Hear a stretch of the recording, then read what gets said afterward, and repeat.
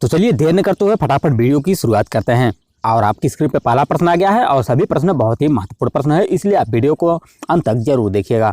कागज पर फैली स्याही को मशूसूचक यंत्र द्वारा अवशोषित कर लिया जाता है क्योंकि। चार ऑप्शन है, आपका करेक्ट आंसर है ऑप्शन नंबर बी, मशूसूचक यंत्र के रंध्रों के माध्यम से स्याही को अवशोषित कर लिया जाता है। और नेक्स्ट प्रश्न है कि किसी बांध की दीवार पर नींव पर अधिक चौड़ी होती है क्योंकि। किसी बांध की दीवार जो उसकी नींव होती है वह अधिक चौड़ी होती है क्योंकि। चार ऑप्शन है, देख सकते हैं।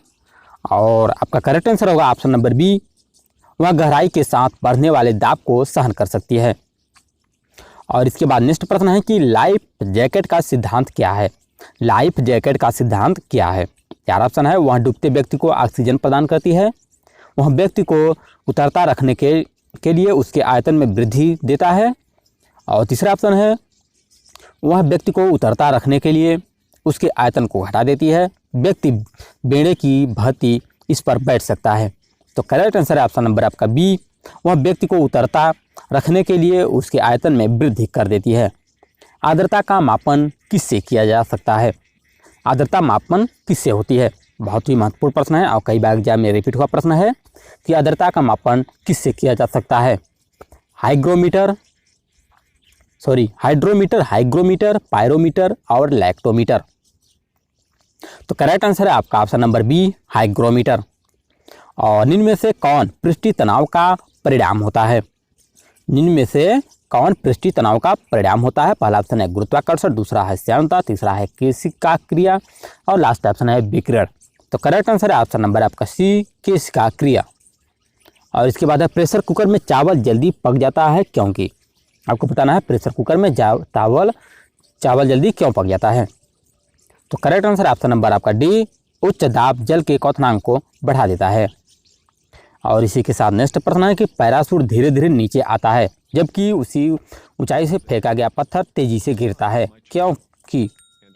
पहला ऑप्शन है, पत्थर पैराशूट से भारी होता है। दूसरा ऑप्शन है, पैराशूट में विशेष यंत्रों की व्यवस्था है। तीसरा ऑप्शन है, पैराशूट के पृष्ठ का क्षेत्रफल ज़्यादा है अतः वायु का प्रतिरोध अधिक है। और लास्ट ऑप्शन है, उपयुक्त में से कोई नहीं। तो आपका correct answer option number C, parachute के पृष्ठ का क्षेत्रफल ज़्यादा है अतः वायु का प्रतिरोध अधिक है।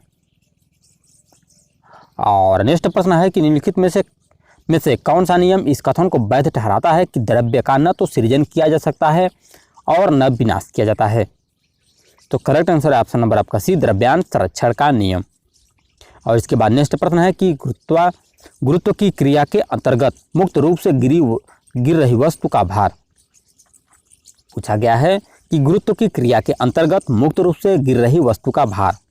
ऑप्शन एक है अधिकतम होता है, दूसरा ऑप्शन है न्यूनतम होता है, तीसरा ऑप्शन है परिवर्तित होता है और लास्ट ऑप्शन है शून्य होता है। तो आपका करेक्ट आंसर है ऑप्शन नंबर डी, शून्य होता है। और इसी के साथ नेक्स्ट प्रश्न है कि बिजली का बल्ब निम्नलिखित में से किससे आवर्धित होता है। बिजली का बल्ब निम्न में से किससे अर्धित होता है। शक्ति और धारा, शक्ति और वोल्टता, धारा और वोल्टता, ऊर्जा और बिजली। तो आपका राइट आंसर है ऑप्शन नंबर बी, शक्ति और वोल्टता। तो आज के लिए बस इतना ही, मिलते हैं किसी ऐसे ही प्रश्नों के साथ नेक्स्ट वीडियो में।